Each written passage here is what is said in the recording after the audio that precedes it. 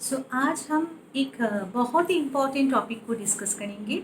But as you all know that 5 elements is very common. मतलब आप सब जानते हो कि ये बहुत ही कॉमन एक टॉपिक है, लेकिन we will make it more interesting, go more deep within this. Okay, तो जैसे आप सब जानते हो कि 5 elements, our body is made up of 5 elements. But ये भी आपको जानना चाहिए कि this 5 elements are the 5 dimension in this universe. जैसे हमारे 5 सेंसरी ऑर्गन्स होते हैं, those are smell, sound, touch, then taste and form and shapes. ये जो 5 सेंसेस है, इसके साथ 5 एलिमेंट्स बहुत ही अच्छे तरीके से ये these are connected, right? So smell relates to earth element, sound relates to ether element, touch relates to air element, and taste, tongue relates to water element, shapes and forms relate to air element. तो ये जो 5 senses है, ये 5 senses हमारे 5 dimensions है. How these are the dimension? Because these 5 sense organs are completely related with our emotions too. Our body is made up of 5 elements. Our mind is also made of subtle 5 elements. अभी हम और भी थोड़ा गहराई में जाएंगे और जानेंगे कैसे ये होता है. आप सबको पता है कि एक एक एलिमेंट एक एक टाइम पर हमें डोमिनेट करते हैं. जैसे when the rain comes, it rains. You cannot resist, right? When the air blows, you cannot resist it.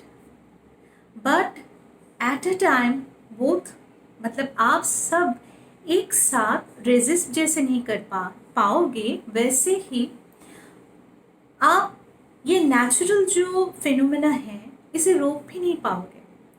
और आप ये भी जानते हो कि हर time, every time it is not happening, isn't it? After few hours, few moments, everything will stop, again a new thing will come. ऐसे ही चलते हैं.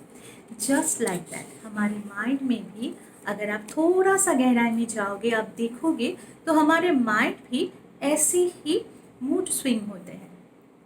अभी हमें जानना है कि कैसे ये होते हैं. जैसे एक एक एलिमेंट्स कैसे हमारे माइंड के इमोशंस को रेगुलेट करते हैं, कंट्रोल करते हैं. आपको कभी कभी लगेगा कि I am completely, I get stuck. ऐसा कोई सोच हो, ऐसा कोई चीज़ हो जहाँ पर आपको आप स्टक हो चुके हो and you are feeling very heavy to that day. और कभी कभी ऐसा लगेगा आपको कि आपके अंदर कुछ है, मतलब there is something which you want to express, you want to shout or you want to show your excess emotions to any other one, right? तो जैसे आप heaviness feel कर रहे हो, आप stuck हो रहे हो, that means that time your emotions or your mind is completely पृथ्वी एलिमेंट और अर्थ एलिमेंट से डोमिनेट हो चुके हैं. You are in dominance of that earth element. जब आपके अंदर एंगर ज़्यादा है, दैट मीन्स आप उस वक्त फायर एलिमेंट से ऑपरेट हो रहे हो. When you are feeling very just like light, you want to go with the flow, you want that togetherness, that oneness, that time you are in awareness of, or you are in dominance of water element.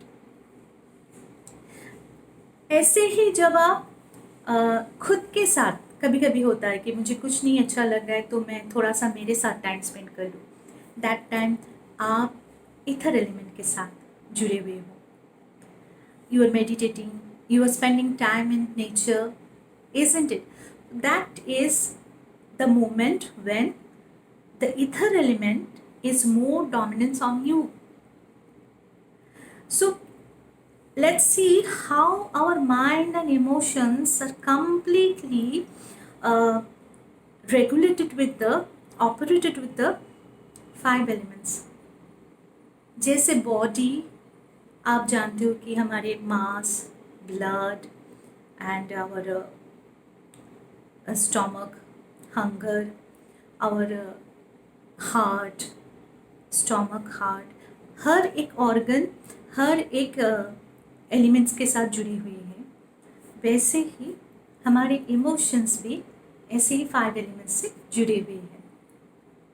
तो आप अगर खुद को थोड़ा सा notice करोगे तो देखोगे कि हर पल, हर वक्त, every moment you are operating within you is with this emotions, और ये इमोशंस कोई ना कोई एलिमेंट्स के साथ कनेक्टेड है।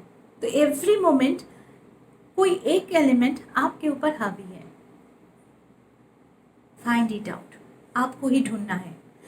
इस this moment which element is more prominent और डोमिनेंट ऑन मी।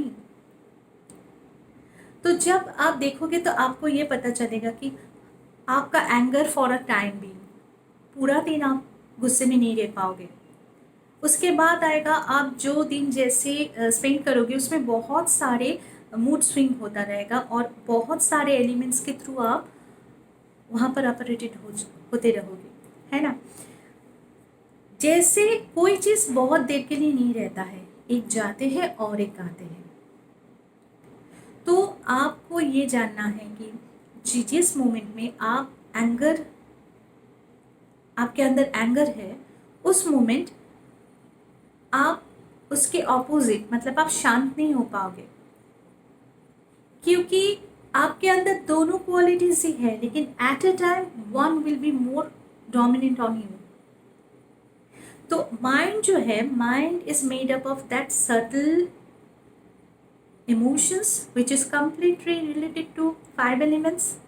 बट सोचिए कि mind always plays the duality game, polarity is always within you.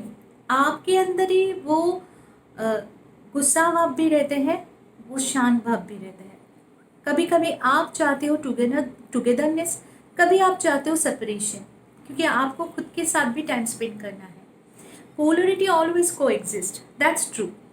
Mind always plays the duality game, आपके अंदर ऐसा चलता ही रहेगा।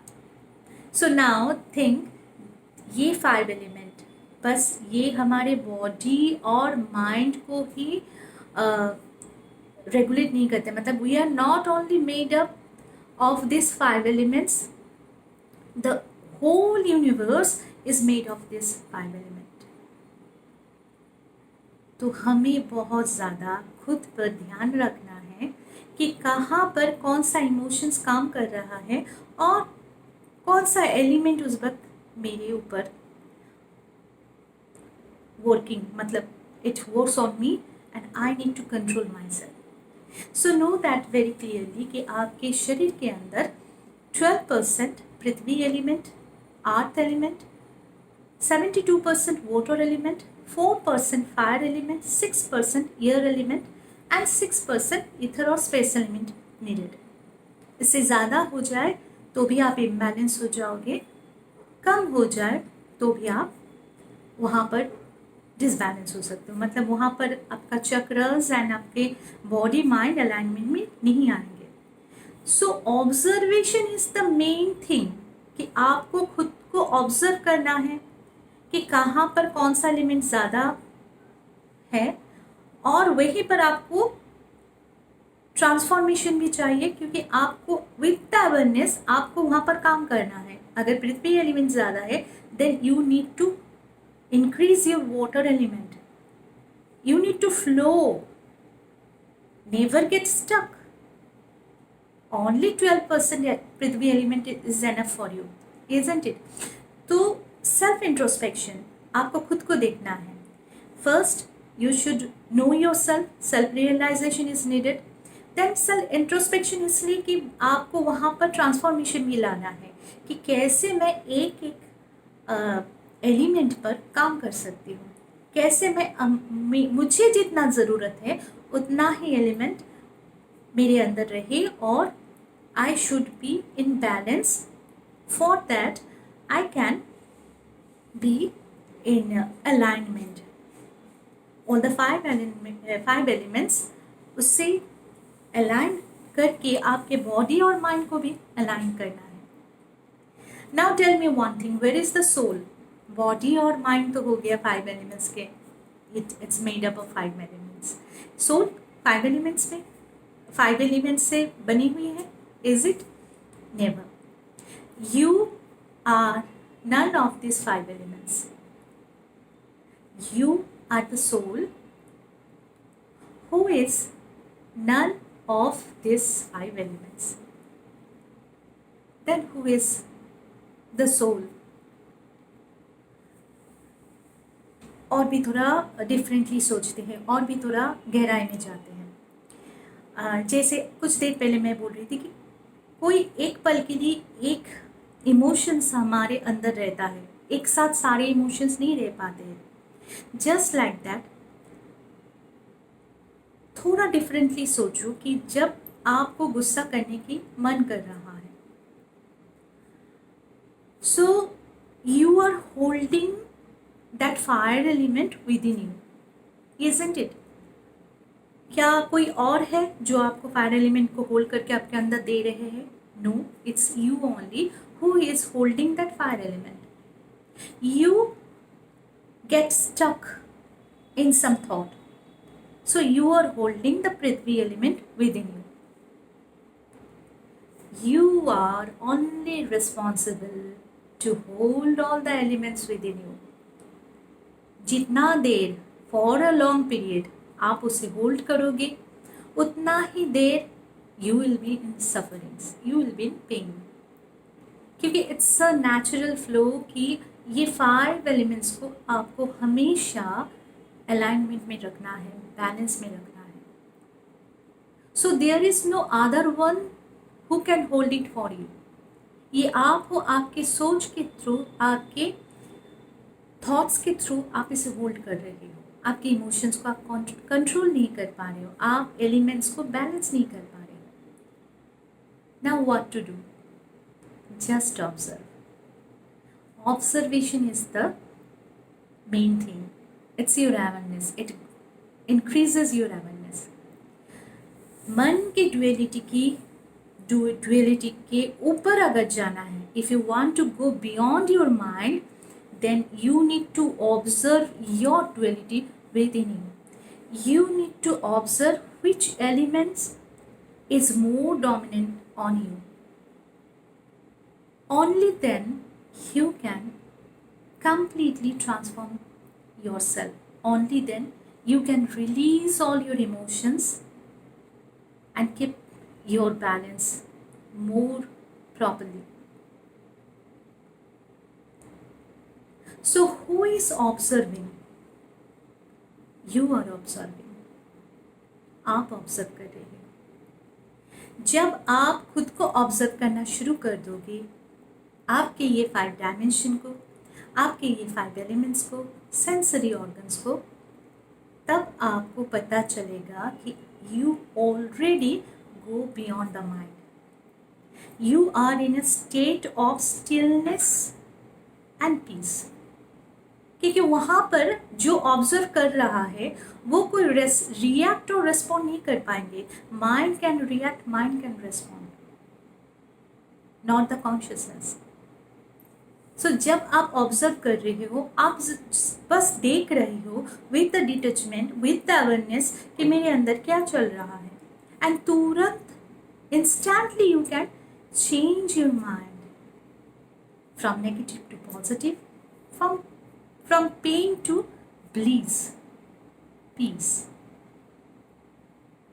This is a very useful, you can say the one and only method, best method to go beyond the mind. क्योंकि जितनी ज़्यादा आप observe करते रहोगे विद द अवेयरनेस, आपके अंदर एनर्जी कभी भी वेस्ट नहीं होगा, ड्रेनेज नहीं होगा, क्योंकि you are not reacting that moment, you are neutral. और ऐसे ही ऑब्जर्व करते हुए जब आपके प्रैक्टिस बहुत आगे निकल जाएंगे, then a day will come, a time will come, you only will be in that state of mind. कभी कभी होगा थोड़ा सा, जितना practice you will increase your practice, उतना ही ज़्यादा आप इसके इफेक्ट भी, आपको इसका रिजल्ट भी बहुत अच्छा मिलना शुरू हो जाएगा. But you need to practice this. जैसे आप सब जानते हो कि samadhi is a state where you only can feel the bliss and peace, nothing. So in the trance there is a state of mind where you can feel that samadhi state. और जब आप कुछ काम भी कर रहे हो, everything you are performing, you are doing, but the mind is still, and the mind is only in a state that where there is the stillness and the mind is observing. We should see the consciousness, or you are observing there everything without the attachment. That time, while you performing anything, any act, anything, any work, but your mind is in peace and bliss, you are experiencing every time that bliss. आपके अंदर वो strength आ गए है कि जो भी चल रहा है, I am just observing it, but you are doing your works. It is also a samadhi state. You feel the balance. आप उस वक्त बहुत बैलेंस फील करोगे, क्योंकि एक टाइम आप मेडिटेशन में हो, समाधि को एक्सपीरियंस कर रहे हो, इस वक्त भी आप काम करते हुए always is in your divine mind that you are working something, you are doing something, but your consciousness is completely detached. It is in that light and love. It's a very beautiful experience, a state of mind, or a state, I should say, a state of consciousness, कि जहाँ पर आपको सब कुछ करते हुए भी वो पीस और ब्लीस बहुत अच्छे तरीके से महसूस हो जाएगा. और यू नो, ये महसूस करने के लिए, ये स्टेज में आने के लिए, जैसे बहुत लाइट में आने के लिए आपको अंधेरा का भी एक्सपीरियंस लेना चाहिए.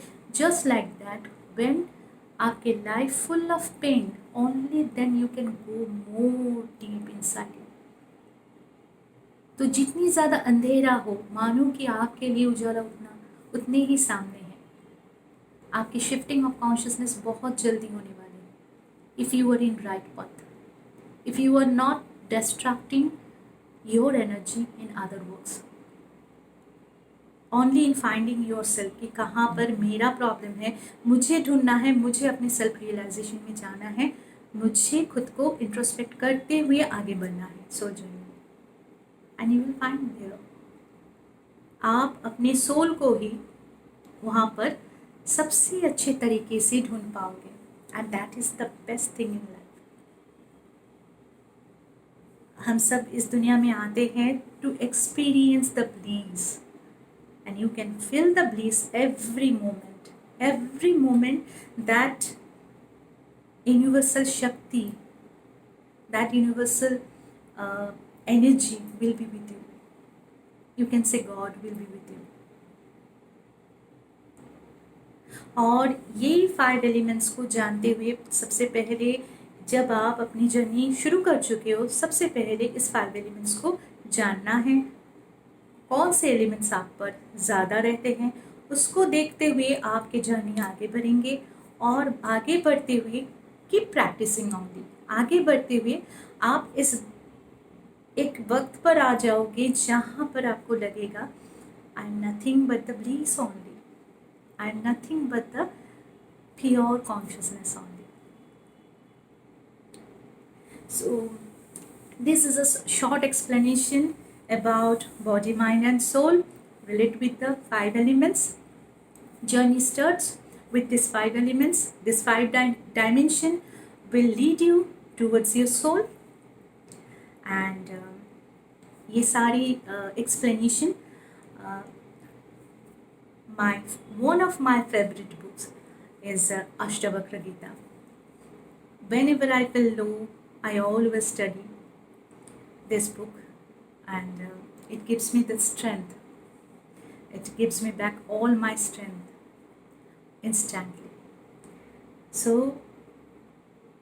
आई गेस आप सब इसे समझ पाएंगे और धीरे धीरे अपनी जर्नी में आगे बढ़ेंगे. It's a little effort for you all to make you understand how to be a detached observer, how to know your soul, your pure consciousness. Thank you so much. Stay blessed and pranam to you all. Bye.